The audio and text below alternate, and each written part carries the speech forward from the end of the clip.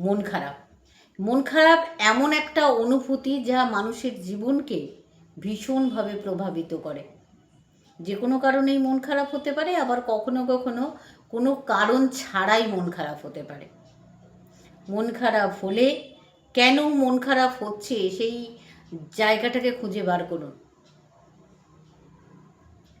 আর যা করতে ইচ্ছা হয় তাই করুন।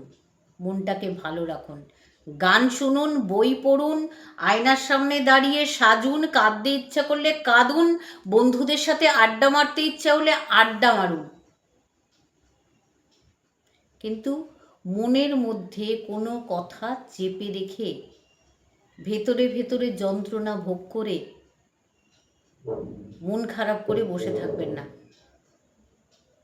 কারণ এই চেপে রাখাটা মারাত্মক জিনিস, যেটা মানুষকে ডিপ্রেশনের দিকে নিয়ে চলে যায়। ভালো থাকবেন সবাই। আমি পুতুল পিঞ্জুর কিশলয় চ্যানেলে আপনাদের